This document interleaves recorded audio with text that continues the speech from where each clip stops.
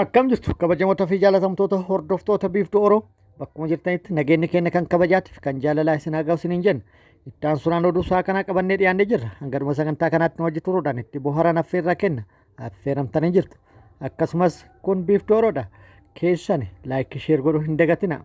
Kallattimaan gara mata duree oduu amma qabadheetti yeroo dabru gochi hammeenyatii fi akkasumas dararaan garaagaraa guutuu Oromiyaa keessatti namoota nagaa irratti caasaalee mootummaatii fi humnoota mootummaatiin raawwatamaa jiru cimee itti fufuu jiraattonni Oromiyaa bakkoota garaagaraa irraa yaada maddeen odeeffannoo garaagaraatii kennaniin ibsanii jiru. Guutuu odeeffannoo kana qabannee jirra.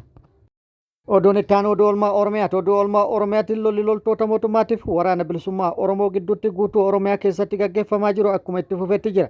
Mootummaan sakattaa waraana bilisummaa Oromoo guutuu Oromiyaa keessatti raawwataa jiru cimsee itti fufuu kan beeksise yoo ta'u, waraanni bilisummaa Oromollee humnoota mootummaa maqaa sakattaa waraana bilisummaa Oromootiin guutuu Oromiyaa keessatti bobbaase irratti tooftaalee garaagaraa gargaaramuun haleellaa raawwataa jiru cimsee itti fufuu beeksisee jira. Har'as lolli bakkoota garaagaraatti gaggeeffamee jira. Lola har'aa bakkoota garaagaraatti gaggeeffame irrattis waraanni bilisummaa Oromoo injifannoo argadhe jedhee jira. Guutuu odeeffannoo kanaa isiniin kenna. Oduu biyya alaatti lolli qindoomina Ameerikaatii fi Israa'eliin Iraan irratti baname har'a guyyaa 14ffaa isaa qabatee jira. Israa'elii fi Ameerikaan qindoominaan Iraan irratti haleellaa raawwatu lola kan jalqaban ta'us lolli jalqaban karoora isaaniitiin ala harkaa ta'uun beekamee jira.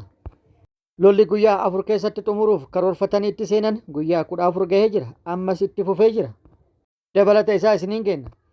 Godina Arsii Aanaa Sirkaa ganda Soolee Digiluu Gunaa iddoo addaa Horoqaa jedhamu keessatti gaafa bitootessa 11/2026 loltoonni bilxaginnaa barataa kutaa 5ffaa maqaan isaa Abduu Abdullaaxiif Kadir jedhamu ganama toora sa'aatii 3tti rasaasa itti roobsuun haala suukanneessaa ta'een ajjeesanii deemu jiraattonni himan. Abduun umuriin isaa 16 ta'uu fi shiftoonni bilxaginnaa maqaa hariiroo waraana bilisummaa Oromoo qabda jedhu itti maxxansuun ajjeesanii ol adeemaa kana karaatti hambisan jechuun jiraattonni gocha gara jabina bilxaginnaa kana balaaleffachuun arraata biyyoolessa Oromiyaaf ifoomsaniiru. Daa'imni kun nama umuriin isaa xiqqaa hawaasa naannichaa hojiilee adda addaa gargaaruu fi jaalala namootaa kan qabu yoo ta'u, hawaasni gandichaa du'a isaa kanatti gaddi guddaan nutti dhaga'amee jira jechuun yaada isaanii itti dabaluun qoodaniiru.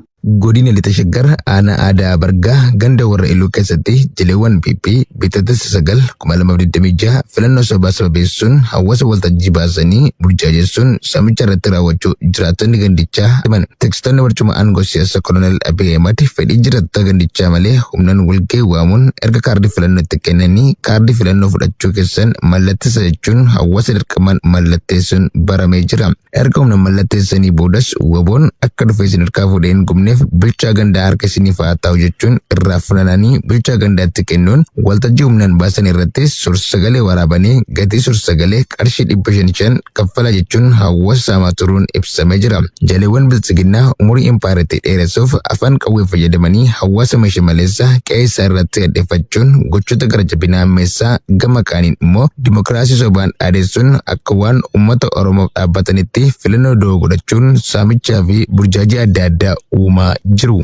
Godina Horroo Guduruu Wallaggaa aanaa Baaboo Guduruu ganda Qa'oon buufata waraana bilxiginnaa gandicha keessa jiru irraa miseensonni raayyaa ittisa impaayiraatti turan kan baay'inni isaanii 2 ta'een gaafa bitootessa 9/2026 mooraa diinaa keessaa ba'anii waboonicha keessa socho'uutti harka kennatanii jiraachuu hoogganaan waboonichaa himee jira.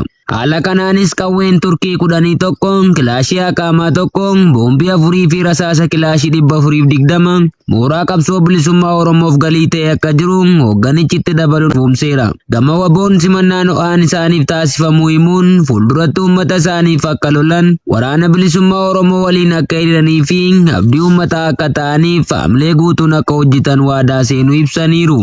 Godina Baa Wallaggaa aanaa naannoo Qumbaa ganda Korbuu Saqaa jedhamu keessatti waraanni PP bitootessa 11/2026 namoota maqaan isaanii Gammachuu Nagaasaa fi Mulgeetaa Badhaasaa kanneen jedhaman badii tokko malee ukkaamsuun hidhaatti darbatanii hiraarsaa jiraachuu maddeen himanii jiru. Akka maddeen himaniitti namoonni kunneen hirmaannaa siyaasa dhaaba kamiyyuu kan hin qabne ta'uu eeruun ergamtoonni sirnichaa garuu maqaa waraana bilisummaa Oromoo deeggartu jedhutti maxxansuun hidhuu dubbatu. Kana malees aanicha guutummaa keessatti tibba kana tiksitoonni bututtuu impaara Itoophiyaa kaardii filannoo fudhaa jechuun hawaasa hiraarsaa jiraachuu maddeen itti dabaluun eeranii jiru. Waboon aanaa Sadeen Soddoo keessatti diina du'aa fi madoon adabe.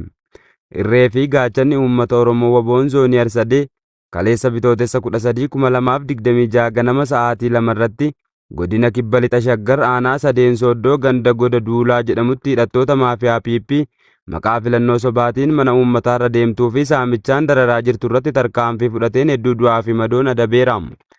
Tarkaanfii fudhatame kanaanis hidhattoota maafiyaa PP 10 ajjeesee 5 immoo madoo cimaan adabuun injifannoo cululuqaa gonfatee jira.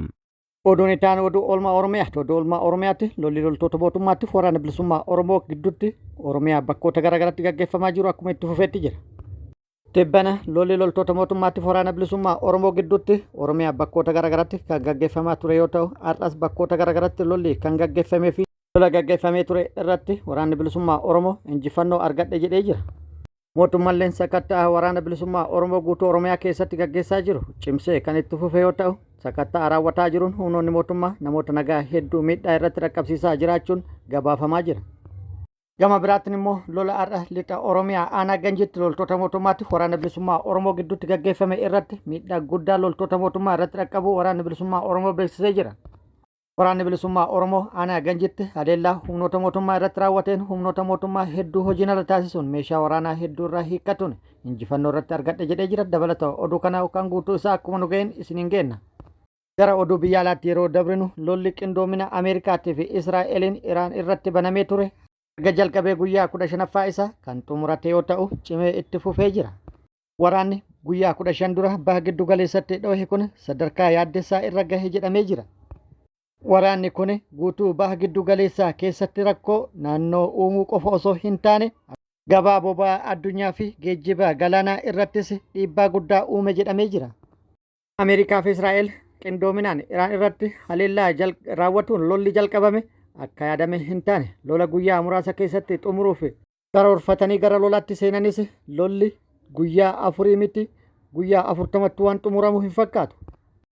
Iraan haleellaa irratti raawwatamu qolatuu bira dabritee deebiftee haleeluudhaan miidhaa guddaa dhaqqabsiiftee jirti. Biyyoota 12 ol irratti haleellaa raawwatteen miidhaa guddaa buufataalee waraana Ameerikaa irratti miidhaa guddaa dhaqqabsiiftee jirti. Guyyaa kaleessa haleellaa xayyaarota lolaatii fi qilleensa irratti boba'aa guutuu tokko irratti Iraan haleellaa raawwatteen xayyaaricha hojiin ala yoo gootu hojjettoota xayyaaraa nama 6 lubbuun akka dhaban taasiftee jirti.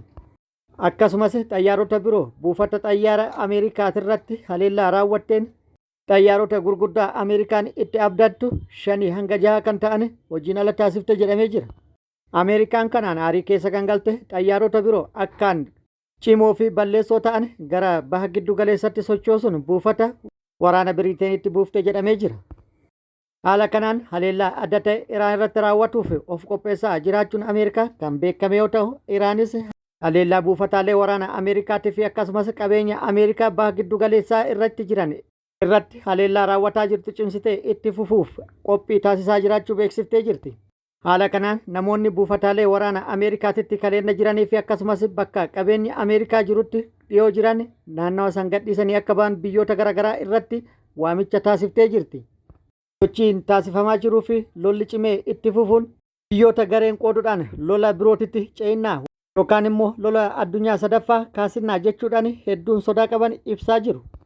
Biyyoonni tokko tokkos lola kanatti kallattiinis ta'e alkallattiin hirmaataa jiraachuun shakkii kana cimsee jira. Oduun itti aanu kun immoo shakkii kana haalan kan cimsuudha. Dirooniin Iraan naannoo ofiin bulchituu Iraaq Kurdistaan keessatti loltuu Faransaay ajjeesuu ajajaan isaanii jimaata kaleessaa ibseera. Kunis erga pirezidaantiin Imaanuweel Maakiroon waraana baha giddugaleessaa keessatti waraana Faransaay isa jalqabaa du'uusaa mirkaneessanii booda. Haleellaan Ameerikaa fi Israa'el ji'a darbee Iraan irratti raawwatan baha giddugaleessaa waraanaan erga liqimsee as haleellaan dachaa gareewwan Iraan deeggaran walii wal qabatee naannoo humnoonni alaa qaama gamtaa idil addunyaa farra gara jabeeyyii ta'uun itti hundaan irratti xiyyeeffatanii jiru. Arnaawud Firaa'oon namni ganna 42 haleellaa diroonii Chaadiin ajjeefame jedhan ajajaan isaa Koloneel Firaankois Chaaviyer Diilaa Chesnaay. Miseensi humna waraanaa kun haleellaa naannoo Erbil Iraaq keessatti raawwatameen Faransaayif du'e jechuun Maakiroon xaarratti maxxanseen loltoonni hedduunis madaa'u ibsee jira. Kanaan dura gareen Iraaq Iraaniin deeggaru tokko dooniin xiyyaaraa fe'umsa Faransaay gara naannoo hojii ajajaa giddugaleessaa Ameerikaa erga dhuftee booda fedhiin Faransaay naannicha keessatti qabdu xiyyeeffannoo akka ta'e akeekkachiiseera. Ibsi chaayinaalii teelegiraamii asab alkaaf irratti bahe obboloonni keenya humnoota tikaa keessa jiran buufata loltoota Faransaay keessa jiraatu jedhee irraa akka fagaatan akeeksee jira. Waraanni Faransaay akka jedhetti dirooniin kamisa darbee buufata loltoonni gita Iraaq waliin leenjii farra shororkeessummaa irratti hirmaatan turan rukutanii turan jechuun AFP'n gabaasee jira. Kabajamoota fi jaalatamtoota hordoftoota biiftuu Oroo oduu namaaf qabadde kana hanga ammaa kana guutuu oduu wajjin kan ture ani Bariisoo Ganamooti. Hanga yeroo itti aanutti deebinee wal agarrutti nageenyi Rabbi isiniif haa baay'atu. Nagatti nu turan hawwii kenna. Nagatti nu tura.